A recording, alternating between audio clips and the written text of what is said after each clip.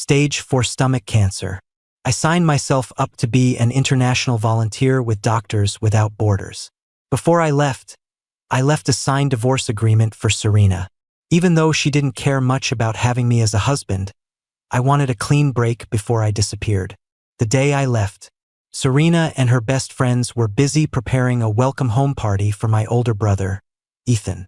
Just before takeoff, I got a text from one of Serena's friends. "Caleb, Ethan is back today. Are you deliberately not showing up just to embarrass him and Serena? Get over here now. Don't make things difficult for Serena." The tone was filled with the same disgust and impatience as always. Without Serena's long-term enabling and silent approval, her friends wouldn't have dared to despise me to this extent. If this were the past, I would have tortured myself until dawn. But today, I calmly popped out my SIM card and tossed it into a trash bag. The plane taxied away from Boston. My love, along with everything else, ended right here and now. Ethan had been sickly since he was a child, so my father had me a walking blood bank. Growing up, I was the punching bag father couldn't bring himself to use on Ethan, and the lifeline whenever Ethan's life hung in the balance. I was also the substitute groom who had to clean up his mess when he impulsively ran off abroad. Serena didn't like me. I knew that from the start. Just like my mother and father, her eyes were only for my brother, Ethan. He was the bright moon in the sky, I was the weeds in the dirt. I had the self-awareness of a weed. I didn't fight, didn't compete, didn't show off. The only time I ever stepped out of line was probably when I wrote Serena's name in the most hidden corner of my textbook, adding a little heart next to it. Chloe made me do her homework, and out of boredom, she flipped through my book and found that line. She shook out my textbook, laughing her head off, and passed it around the classroom like a joke. I will never forget the mockery in their eyes and the sneers on their lips. I stood there, frozen, trembling all over. Chloe laughed at me. "Caleb, do you have any self-awareness at all? You actually dare to fantasize about our Serena? I honestly feel sick for her." Chloe raised her hand and shoved me into the corner. Dirty water from the mop bucket soaked my uniform, and I was so cold my teeth chattered. The textbook fell to the ground just as two figures appeared at the classroom door. Serena and Ethan walked over to the book. Ethan picked it up with a smile and said to Serena, "Serena, I didn't expect my little brother to like you. How about I talk to father and arrange a marriage for you two?" Serena crossed her arms, glancing at me with utter indifference, looking at me like I was trash. "You know who is in my heart, Ethan. Do you really have to hurt me like this?" Ethan chuckled softly. He was very satisfied with Serena's loyalty to him, and very satisfied with my pathetic state. Even if he didn't like Serena, he still got a thrill out of it. Ethan liked Serena's older sister, Vivian. That was the reason he went abroad. The night before Ethan and Serena's engagement, my house was in chaos. Ethan had disappeared. He sent a text to father. "Dad, apologize to Serena for me. I still can't let go of Vivian. I'm going to find her." He didn't consider the marriage contract between the two families, the relatives who already knew, or the complex web of reputation and business interests. He considered nothing. He left only that short sentence. He had plenty of time to refuse the marriage, yet he willfully chose the night before the engagement. Serena's mother was furious, her face black as the bottom of a pot. Serena sat on the sofa, motionless. Her eyes were downcast, her lips pressed into a tight line. She didn't say a word, but a deathly silence radiated from her like fog. I knew her too well. She would not let this go. However, I never expected that I would be the one to bear her anger. After discussing it with Serena's mother, my mother decided I would marry into the White family as a live-in husband. It was absurd, but it saved face for both companies. No one asked for my opinion. I was like a piece of merchandise that could be sold at any time. Along with my meager luggage, I was moved into the White estate overnight. She didn't want to marry me at all, but she couldn't defy her family. She couldn't bear to blame Ethan for all of this, so she had to blame me. On my first day in the White House, the butler led me to the utility room. "Mr. Caleb, this is the room the eldest miss asked us to clear out for you. You will live here from now on."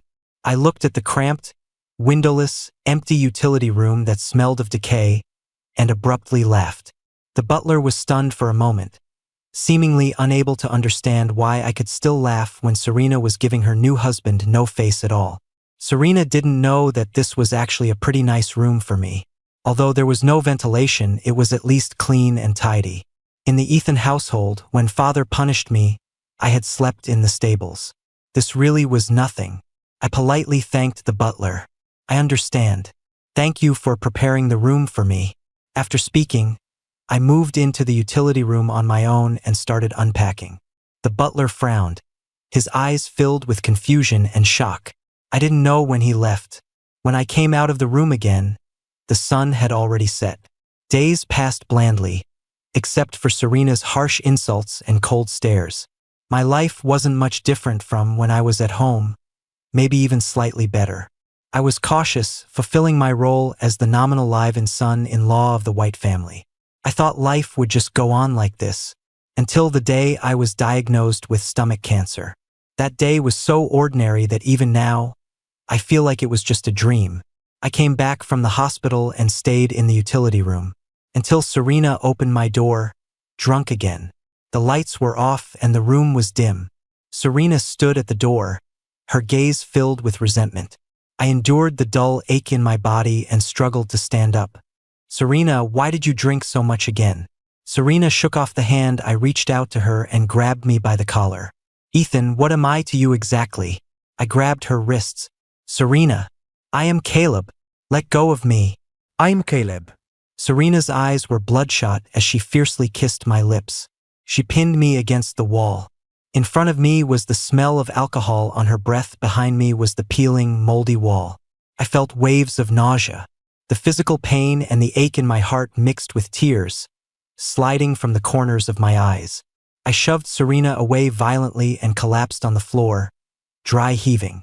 Serena's eyes gradually cleared. She leaned against the door, gasping for breath.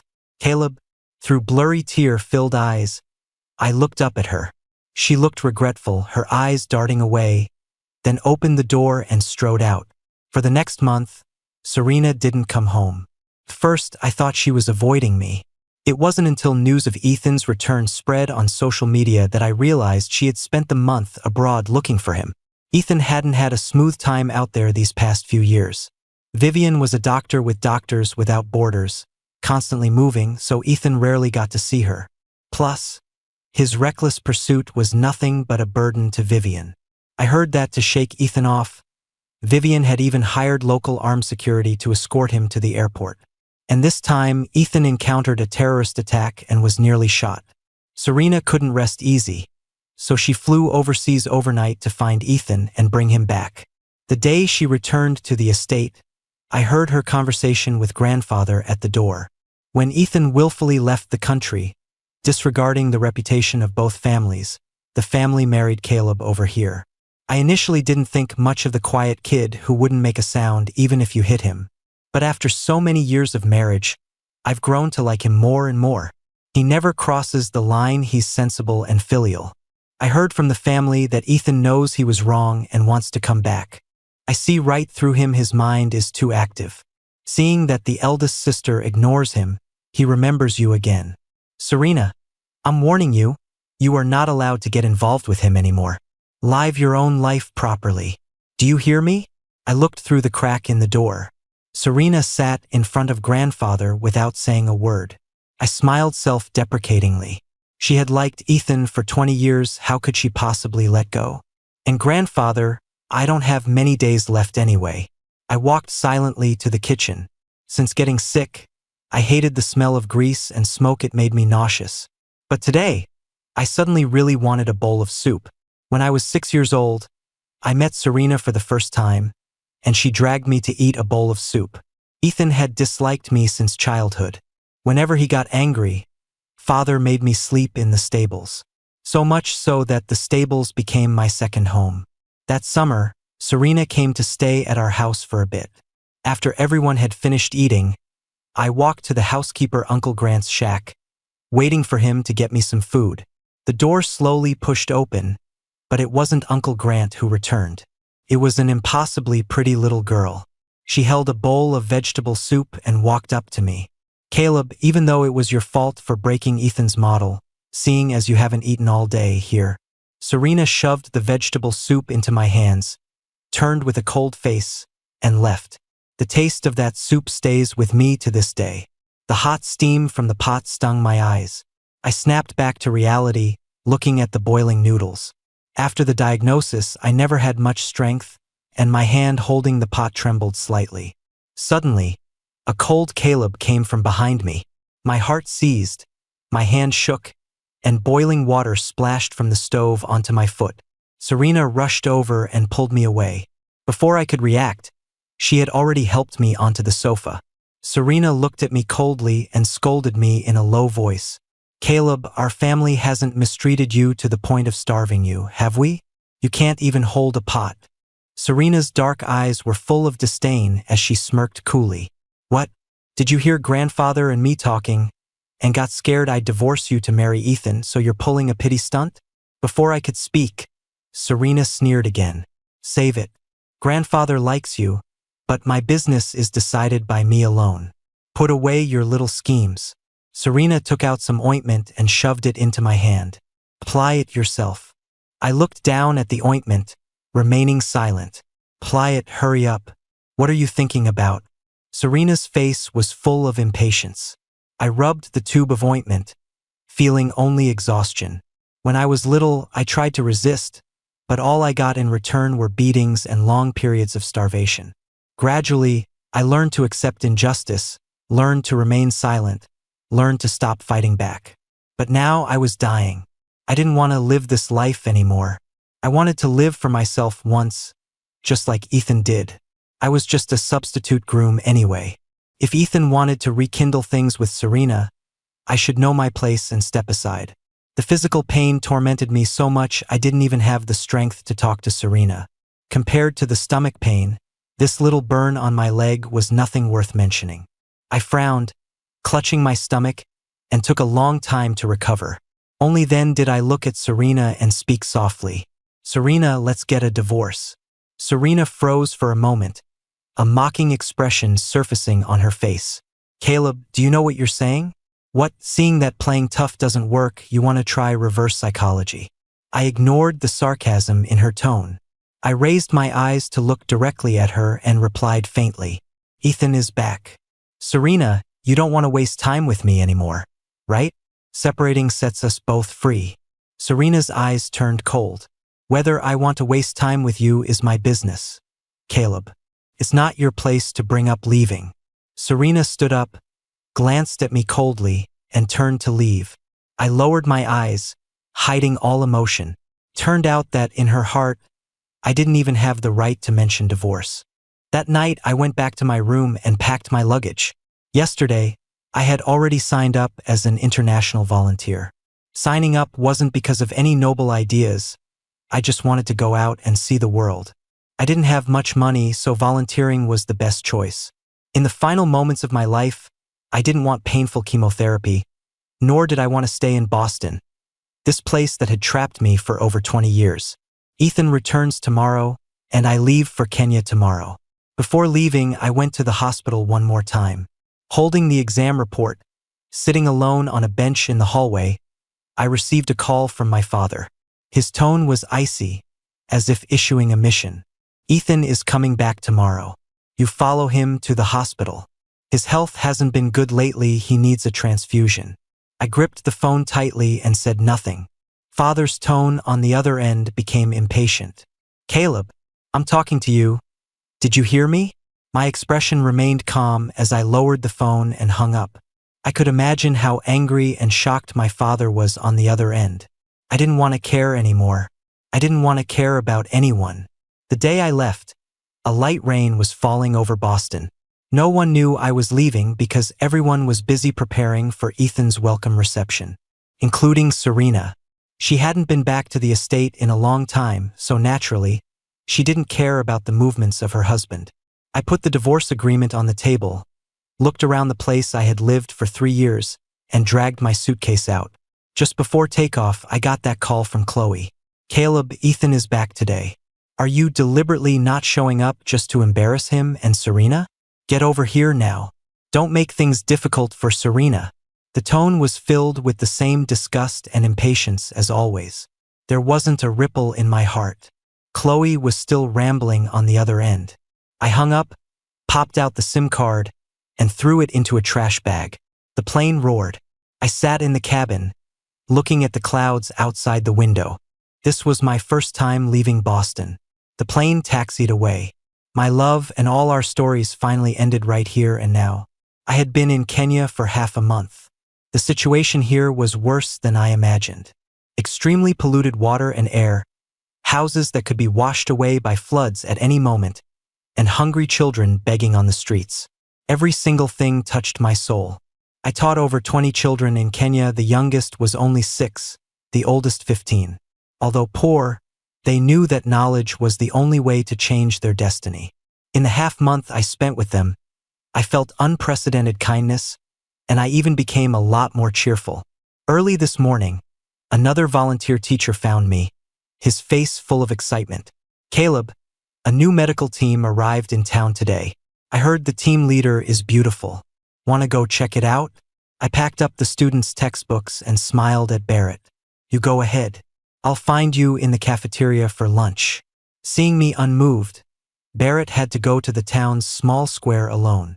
At lunchtime, I took the kids to the cafeteria. Just as I sat down, Barrett sat next to me, beaming. Caleb, it's a pity you didn't go just now. The lead doctor is a beauty.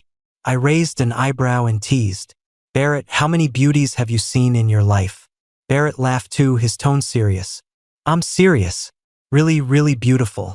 I finally understand why everyone loves a woman in uniform. Before Barrett could finish, a commotion broke out in the cafeteria. Barrett and I stopped talking. Hearing the noise, we looked up at the door. Several doctors were walking toward us. The lead doctor was tall and slender. She wore a white coat, her brows cool and elegant, her long hair tied in a sharp ponytail. Although the emotion in her eyes was indifferent, seemingly keeping people 1,000 miles away. Her face was just too good-looking, causing everyone in the cafeteria to fix their eyes on her without missing a beat. Barrett's eyes lit up, and he grabbed my arm, whispering an exclamation. Caleb, that's her, the team leader. The cafeteria was buzzing, but my pupils suddenly contracted, and I was stunned. It was Vivian. Perhaps our gaze was too direct. Vivian seemed to sense it. She glanced sideways at Barrett and me. This face had too much impact. I clearly heard Barrett suck in a breath of cold air. The moment my eyes met Vivian's, I instinctively lowered my head. Maybe because this face looked 50% like Serena's, or maybe because seeing her made me think of those people in Boston. Anyway, I avoided it, lowering my head to focus on picking at the food on my plate. The noise around us rose and fell. I looked at the food, trying to concentrate on what story to tell the children this afternoon. Suddenly, Barrett's amazed voice came to an abrupt halt. A flash of white appeared in my peripheral vision. I looked up. Vivian put down her tray and sat opposite me. Seeing me look at her, her eyes were calm as her thin lips parted slightly. You don't mind if I sit here, do you? I gripped my fork tightly, saying nothing. Vivian didn't speak either, just gazing at me faintly. Only Barrett was overly enthusiastic. Not at all, sit wherever you like. Vivian smiled slightly and nodded at Barrett. Barrett's hand was on my thigh, and I could feel him squeezing it in excitement. I sighed almost inaudibly in my heart. Serena was beautiful too, but compared to Vivian, her beauty would be dimmed into dullness. If it weren't for this face, given Ethan's arrogant nature, he wouldn't have liked Vivian for so many years. Ethan, I wondered if Serena had seen the divorce agreement. It had been half a month. I guess Serena was currently fighting with the family, demanding to marry Ethan. I poked at the food in my plate, my mind wandering. Didn't you hate cilantro when you were little? A clear female voice came from across the table. I realized belatedly that I should look up at Vivian. Her eyes were dark, fixed on me. Took me a while to realize Vivian was talking to me. Growing up, Vivian and I hadn't met 3 times in total. I was a bit surprised she even recognized me. Beside me, Barrett looked confusedly at Vivian and then at me. Caleb, you guys know each other? I felt awkward. Just as I was thinking about how to explain my half-acquaintance relationship with Vivian to Barrett, Vivian spoke. Yes, we know each other, though we haven't seen each other for many years. After speaking, Vivian chuckled lightly, her tone seemingly carrying a hint of loneliness. But you don't seem to remember me very well, Caleb. I froze on the spot. Vivian's tone was too familiar, making me momentarily flustered, not knowing how to react. Vivian still looked at me with a faint smile. Barrett's mouth hung open. I fidgeted for a long time before choosing the most polite reply. I looked at Vivian with a smile. How could I not remember? Long time no see, Vivian. Vivian chuckled. Lunch passed in my awkwardness. Leaving the cafeteria, Barrett and I took the children back to the classroom. As soon as I sat in the office chair, Barrett looked at me impatiently. All right, Caleb, you know such a beauty and didn't tell me. Barrett shook my shoulders. I was shaken into a dizziness and quickly begged for mercy. I didn't know the doctor you were talking about was her, and I haven't seen her in a long time. I didn't know she would come here. You two seemed so familiar. She even knew you don't eat cilantro. And you dare say you didn't know. I spread my hands helplessly. I really didn't know, and we haven't met many times. Why she would know I don't eat cilantro, I didn't know either. In my memory, Vivian and I didn't have much interaction. The first time I met Vivian was when she and Serena came to stay at my house. Back then, I didn't even remember her name. That whole summer, I only remembered Serena handing me a bowl of vegetable soup. Regarding Vivian's appearance, my biggest worry was whether she would tell Serena. If Serena knew, Ethan and the family would definitely come looking for me to drag me back. I didn't want to be Ethan's blood bank anymore. I clenched the textbook in my hand, my expression dark, considering whether to change locations. But after a few days together, I realized my worry was unnecessary. Vivian never asked me about Serena or the family, as if she didn't care at all why I appeared in Kenya. I played eagle catches chick with the kids. She joined me as the eagle. I drew on the ground with them. She drew with us too. When Barrett and I assembled desks and chairs, she would take the tools from my hand and help us assemble them. Whenever there was free time at the hospital, Vivian would come over to help add some teaching materials to our small classroom. Over time, the looks from the students and Barrett became subtle. Barrett once whispered to me, "Caleb, I think Dr. Lin likes you." I smiled helplessly. Divorced or not, I was once her brother-in-law. Someone as out of reach as Vivian, how could she possibly like me? I told Barrett, "She helps us so much just because she's a good person. Don't overthink it." Barrett grinned and curled his lip, obviously not believing it. Days passed and I gradually forgot about Boston and the people there. Until Barrett was scrolling through posts and accidentally saw a news item about Serena and Ethan. Ethan was entering a marriage alliance. But the bride wasn't Serena, it was an heiress from New York. He seemed extremely unwilling about this marriage, so he got drunk late at night and cried bitterly. The news described it in extreme detail. I looked at the photo below. Ethan stood at the entrance of a bar, looking drunk, with Serena standing in front of him. He hugged Serena, eyes teary. Looking at this news, I frowned slightly. Serena didn't marry Ethan? 3 years ago, she couldn't defy family opinion and recruited me as a live-in husband. But 3 years later, she could already stand alone in the company. If she was dead set on marrying Ethan, no one could stop her. Was it because of grandfather? My thoughts drifted.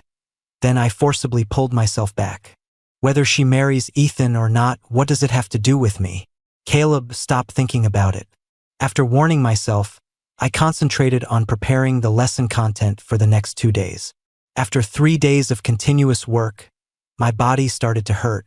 Actually, after coming to Kenya, perhaps because of my good mood, I rarely felt pain. I didn't know what was wrong today. Early in the morning, it hurt so much that I broke out in a cold sweat. I collapsed on the podium. When I opened my eyes again, I was in the town hospital. Vivian was sitting by my bed, looking at me unblinkingly. Seeing me wake up, she quickly leaned over and held my hand. "Caleb, You're awake? Vivian. My throat felt rough and dry, as if filled with sand. Vivian poured me a glass of water, and I propped up my dizzy head to sit up. I took the glass to drink, my gaze unintentionally landing on the medical report on the bedside table. It was mine. The words stomach cancer were very obvious. I lowered my eyes. Vivian must know by now. I was momentarily curious about her reaction. I looked up at Vivian beside me. She stared at me fixedly, her dark eyes deep, harboring emotions I couldn't decipher. From beginning to end, she didn't ask a single question, so I didn't say anything either. Vivian suggested I stay in the hospital for 2 more days, but I was really worried about the kids, so I insisted on being discharged. She had no choice but to drive me to the school. I was weak when getting out of the car. She supported me, and I didn't refuse. Just as we reached the school gate, a group of children surrounded us. "Teacher, where did you go?" They chirped questions at me. Afraid they would worry, I just said, "Teacher went to town for a bit." "Have you guys been behaving and studying hard these past few days?" They nodded obediently, and I touched their shoulders with relief. Vivian supported me, planning to walk me to the office. I was afraid of troubling her too much. Just as I intended to pull my hand away, I heard an angry shout from the classroom door not far away. "Caleb!" I looked up. Serena stood at the classroom door, her face gloomy and pale with rage. And behind her was Ethan, in a sharp suit, equally suppressing his anger. Serena? I had been away from Boston for 3 months. Seeing Serena and Ethan again, it felt unreal, like a lifetime ago. Serena and Ethan stared dead at Vivian's hand supporting my arm. Their gaze was too intense. I felt uncomfortable and simply pulled my arm out. "Thank you for bringing me back, Vivian." Vivian glanced at the 2 people opposite us with indifference, then smiled at me. Ethan looked at Vivian's expression, then at me. His fists at his sides clenched tight, grinding his teeth. He could barely suppress his anger, but with Vivian there, he couldn't explode at me. I couldn't be bothered with his love-hate drama. I called Barrett over, asked him to take the kids to class first, and slowly walked back to the dorm myself to get my books. I hadn't taken 2 steps before Serena stepped forward and grabbed my wrist. "You left Boston without a word. Do you know how long I looked for you? Seeing your wife, shouldn't you say hello first? Husband?" Serena said these 2 sentences through gritted teeth. She stared dead at my face, hoping to see guilt or shame in my expression. But I was expressionless, devoid of any emotion. I looked into Serena's blazing eyes. "I'm not your husband. We're already divorced. Let go of me, Serena. I need to get my books." The flatness in my tone thoroughly enraged Serena. She was burning with anger, yet she laughed. "Caleb, 3 months no see and you've grown a temper, huh?" She glanced at Vivian, her tone cold. "There are outsiders here now. Whatever we have to say, we husband and wife should say it behind closed doors. Come, let's go home." Saying that, she yanked my wrist, dragging me outward. Seeing this, Vivian was about to step forward to stop Serena. But I shook off Serena's hand first, with such force that I nearly tripped myself. Serena froze. I held my reddened wrist and looked at her coldly. "This is my home. Where are you taking me?" Serena stared at me blankly. My tone dropped a degree colder. "Do I have to say it again? I already sent you the divorce papers. We have no relationship." "Serena, do you not understand English?" Perhaps my tone was too harsh and stinging. Serena was stunned for a long time before she came to her senses. Ethan stood behind Serena, looking at me in shock as well. I glanced coldly at Ethan. "You 2 trespassed into our school and disturbed the children's class. That's illegal. Before I call the police, leave immediately. The school doesn't welcome you." Leaving that sentence behind, I ignored the various expressions on their faces and turned to walk into the dorm. The moment I closed the door, I heard Ethan's angry voice questioning me. "Caleb, you dare talk to me like that?" I picked up the book on the cabinet, my emotions not fluctuating for a second because of him. Vivian had work at the hospital, so she went back first. When she left, she called local security to take Serena away too. Although Serena had always resented her older sister because of Ethan. When Vivian really turned cold, Serena couldn't hide the fear in her heart. Ethan, needless to say, wherever Vivian appeared, he would follow like a shadow. So he followed Vivian's tail and went to town too. For a moment, the school emptied out. After class that evening, Barrett looked at me worriedly. "Caleb, those two people today looked aggressive. Will they hurt you?" I smiled and shook my head. They had already hurt me long ago. From the day I left Boston, I had classified them as strangers. So no matter what they did, to me it didn't itch or sting. Early the next morning, as soon as I walked out of the dorm, I saw Serena guarding the door. I wanted to pretend I didn't see her and walk around, but she stepped forward and blocked my way. "Caleb." I squeezed my eyes shut tight, suppressing the anger inside. "Serena, what exactly do you want?" "I dropped the business in Boston and traveled thousands of miles to Kenya. What do you think I want to do?" I looked up at Serena. Her jaw was clenched, she looked furious. My expression was cold. "Did you see the divorce agreement I left on the table?" Serena was stifled for a moment, then replied snappishly, "I saw it. I didn't sign it." Serena looked at me. "I know you want a divorce because Ethan came back. I admit I didn't like you when we first got married. I also admit I hesitated when Ethan returned.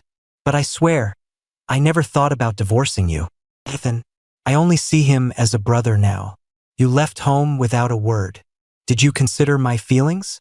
Even if you don't consider me, what about grandfather? He's 80 years old and worrying about you."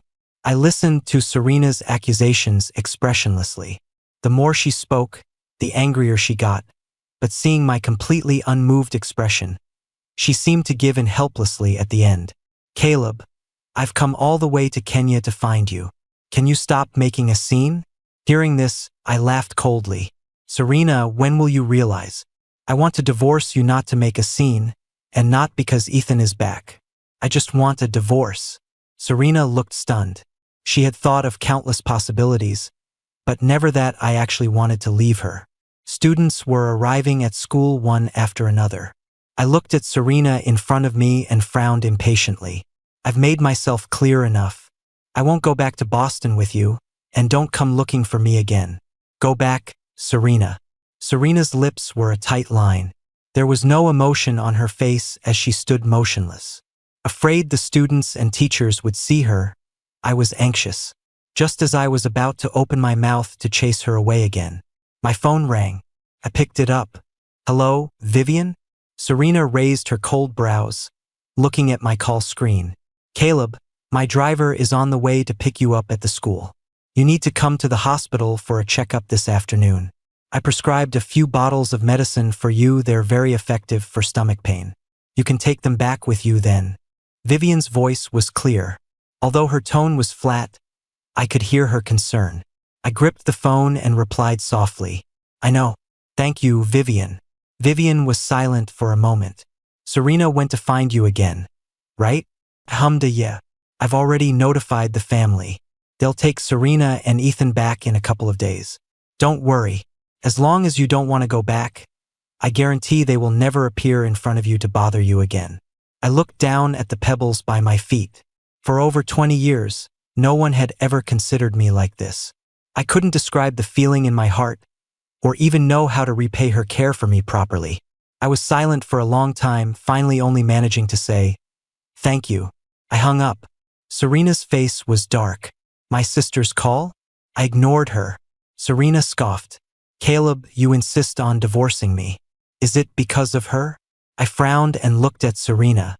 "What are you talking about, Serena?" Serena smirked coldly, mockery in her eyes.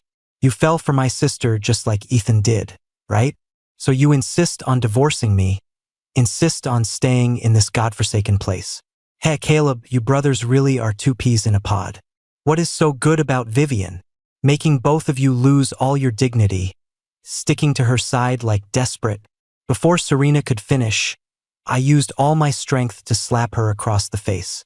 Serena's head snapped to the side from the blow. Her hair was messy, her right cheek red and swelling high. My hand tingled, numb from the shock. I gasped for breath, staring dead at Serena. "Serena, you are truly shameless. I had actually liked someone like this, liked her for so many years. If given a chance to do it over, I think I would definitely refuse that bowl of vegetable soup. Serena kept her head turned, her mouth pressed tight, saying nothing.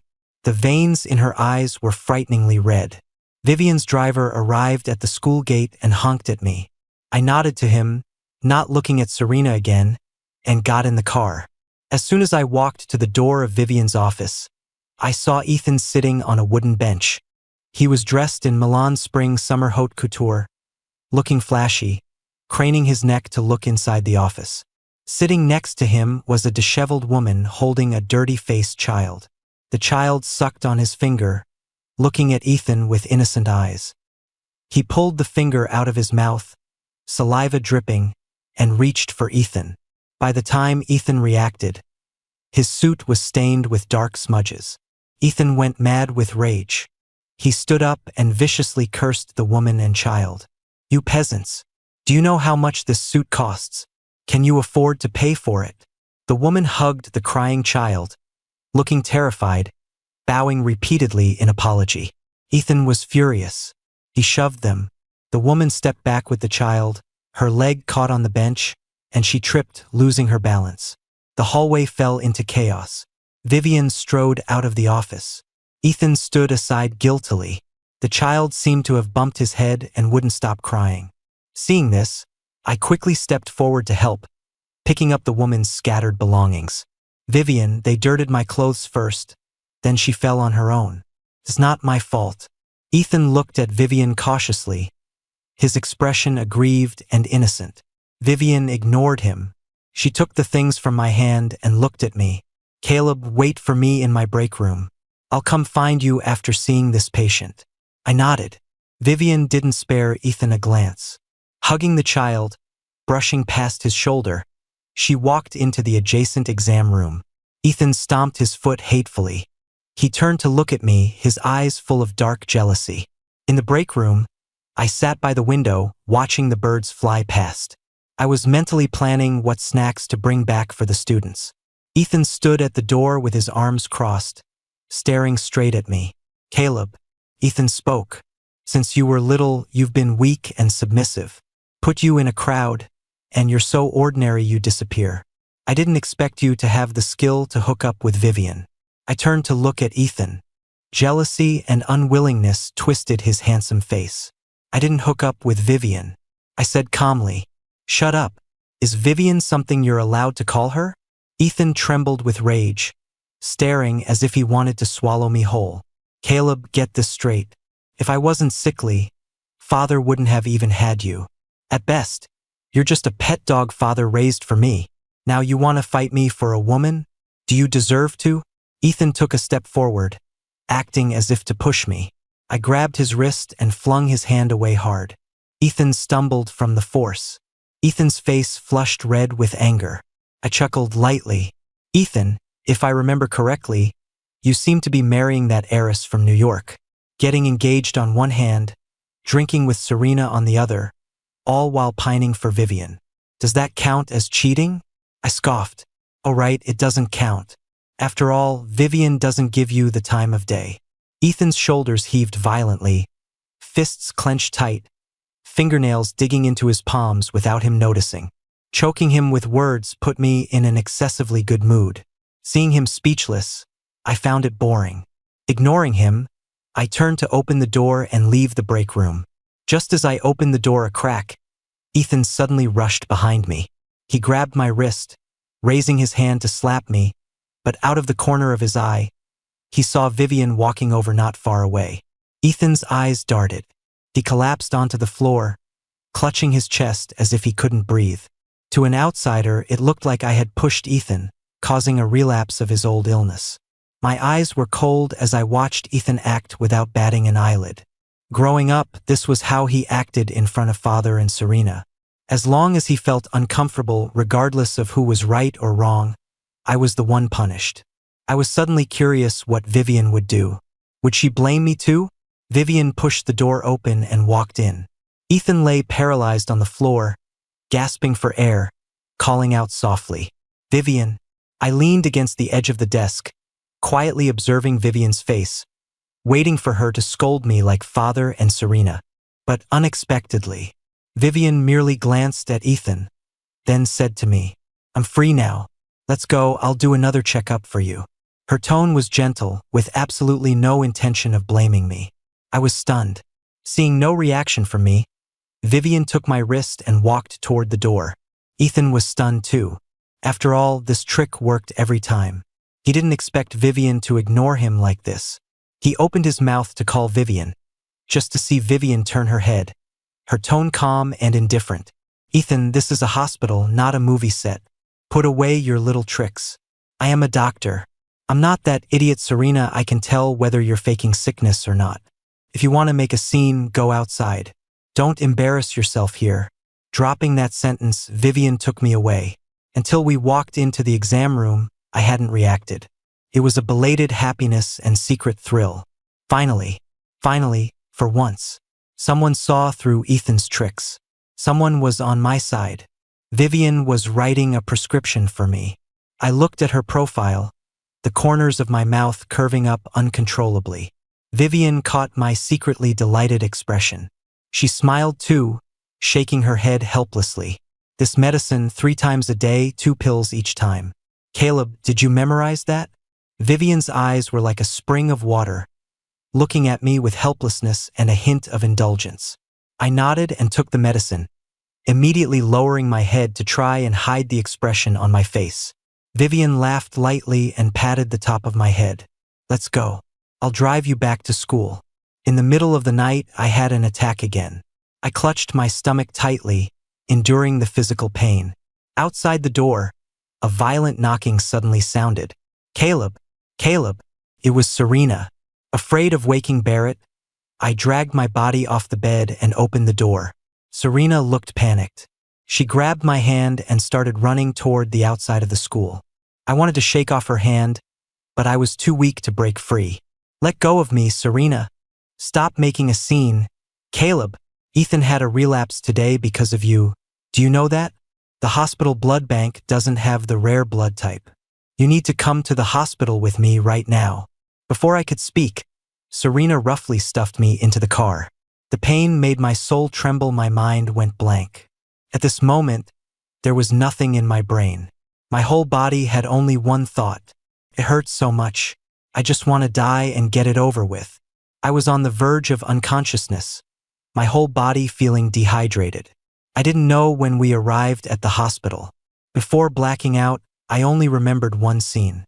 Serena asking Vivian to save Ethan, and Vivian holding me, punching Serena. When I woke up again, it was that familiar hospital ceiling. Vivian was holding my hand, leaning against the wall, fast asleep.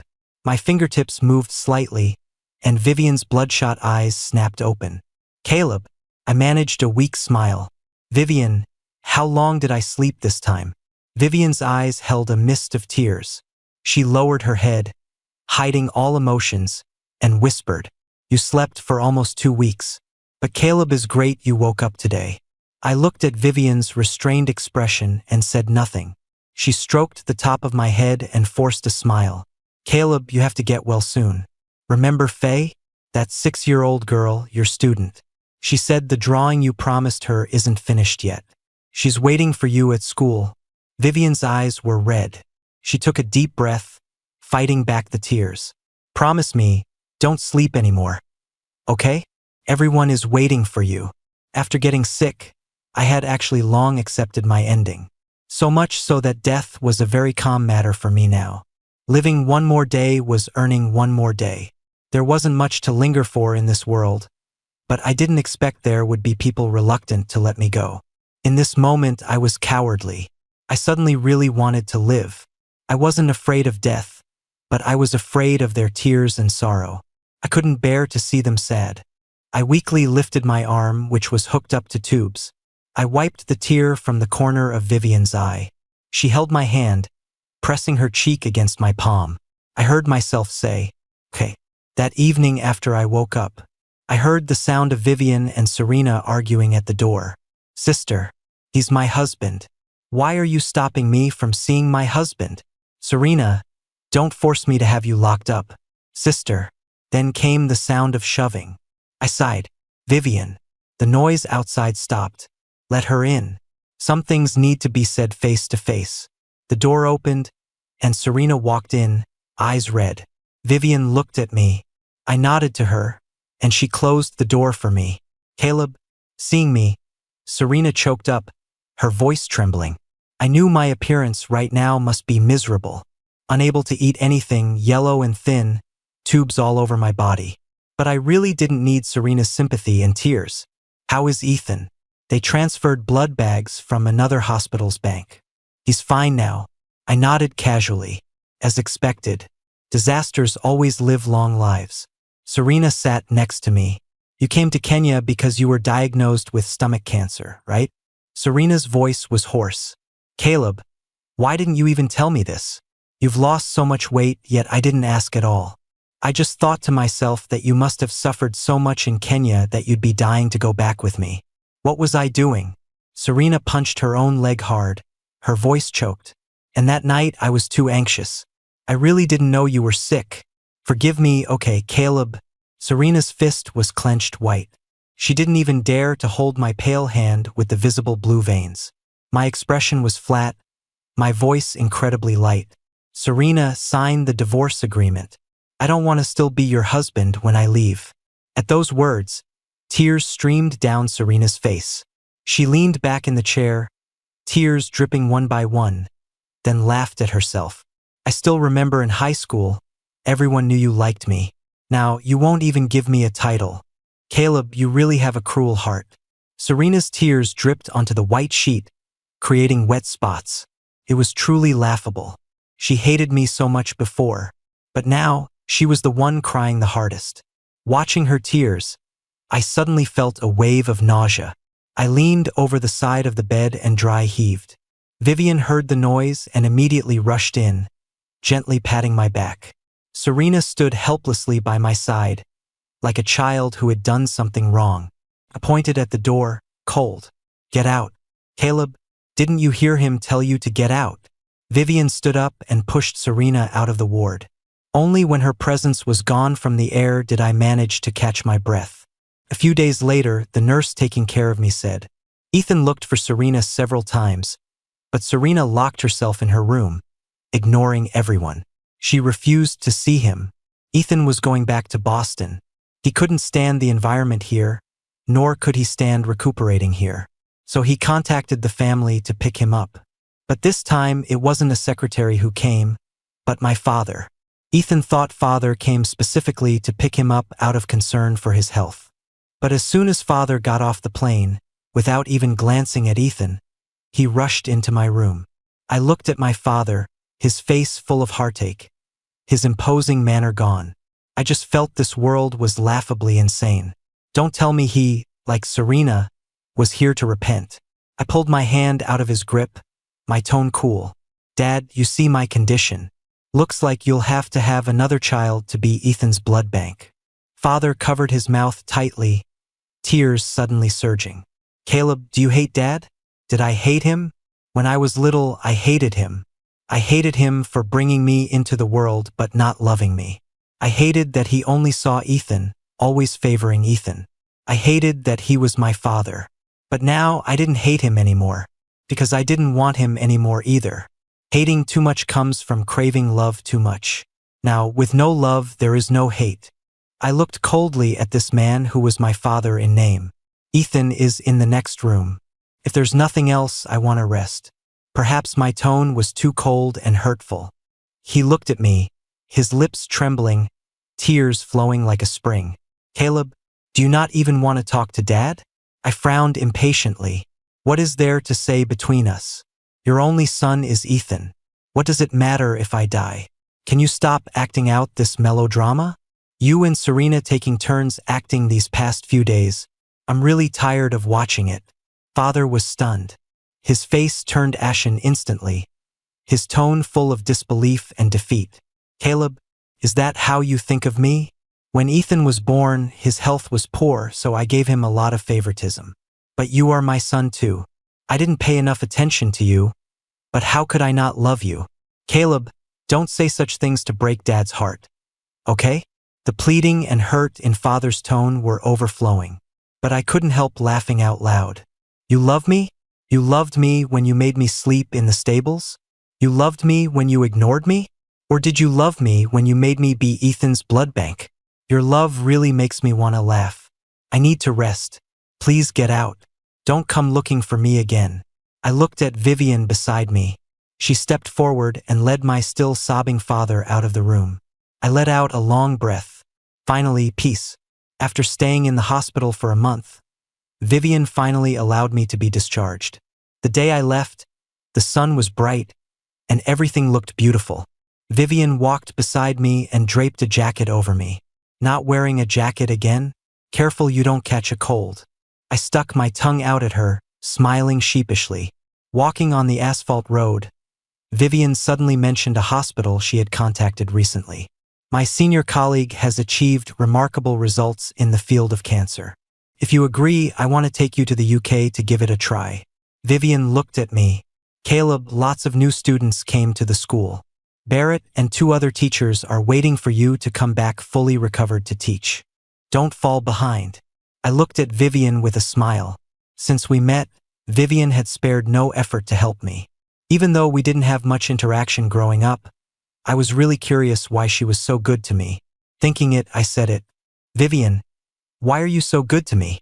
Vivian seemed lost in thought for a moment. After a long time, she looked at me and asked back, what about you? Why did you like Serena so much? I tightened my grip on the jacket, sighed, and replied with some emotion. Because of a bowl of soup. A bowl of soup? I nodded. Do you remember when we were kids, that time you and Serena came to stay at my house for the summer? That day I was punished by father, sleeping in the stables, not allowed to eat at the table. It was Serena who brought me a bowl of vegetable soup. I remembered that soup for a long time. Vivian narrowed her eyes, looking hesitant. After quite a while, not knowing what she thought of, she suddenly laughed. I puffed out my cheeks looking at her. What are you laughing at? Think my reason is too cheesy? Vivian shook her head. No. Then what are you laughing at? Caleb, that year you were 6 and Serena was only 9. She couldn't even reach the stove. How could she make soup for you? I froze, stopping in my tracks, looking at Vivian like an idiot. She leaned in close, her dark eyes shimmering with fragmented light. She said word by word, but that year I was 13. And as it happened, my specialty was vegetable soup. Vivian curled her lips in a smile. She gently patted my head, turned, and continued walking. My mouth hung open as I watched Vivian's figure.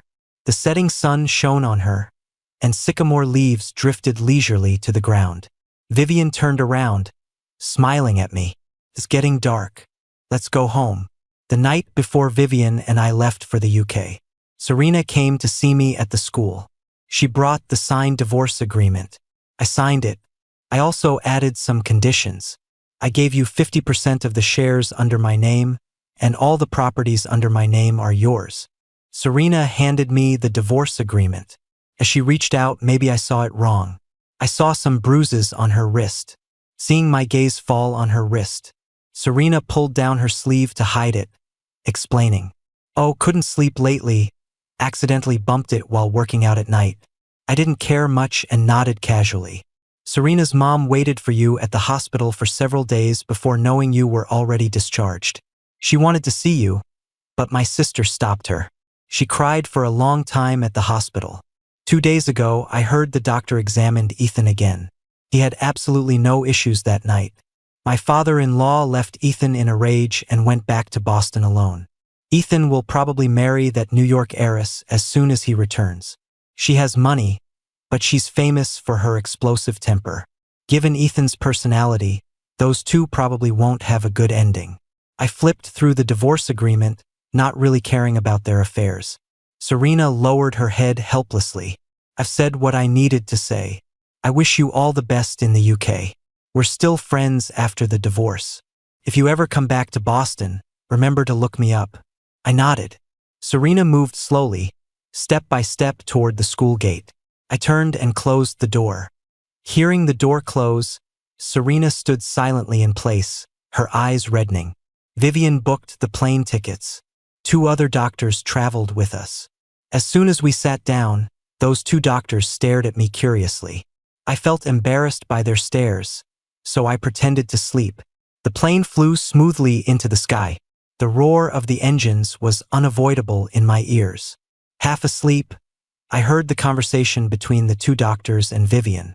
"Dr. Lin, we had just arrived in Tanzania a couple of days ago, and you ran off to Kenya. It was because of him, right?" One doctor teased with a smile. "I wondered why you left in such a hurry. If old Wong hadn't seen your phone wallpaper, we would have really thought you loved Kenya deeply." Vivian's voice carried a smile, not minding their teasing. "You saw my wallpaper?" "Yeah, old Wong saw it by accident. Heard it's a little boy riding a horse? At first, we thought it was that Ethan guy who's always clinging to you. Until we saw Caleb, everyone realized who it was." "Not bad, Dr. Lin." Playing the childhood crush game. They laughed softly. Even with my eyes closed, I could sense the gaze of the person beside me falling on me. Vivian spoke softly. "Starting from my teens, I was forced by my dad to enter the company to inherit the family business. There was one person who held my hand and told me I could do whatever I wanted to do, that he hoped his big sister would be happy every day. Even he himself forgot what he once told me, but because of his words, I became a doctor. Fate is sometimes truly random and wonderful." Vivian chuckled lightly and tucked a stray hair behind my ear. Her movements were gentle and slow, as if afraid to wake me. The conversation stopped abruptly. I half opened my eyes, looking at the purple-red clouds on the horizon. The clouds were right before my eyes, shifting near and far. The plane tirelessly flew on. We seemed to be chasing the clouds. I knew this journey would have an end, but the clouds did not. I turned my head to look at Vivian beside me. She was sleeping next to me, her breathing shallow. "Vivian, tomorrow will be another beautiful day worth being happy about," I thought.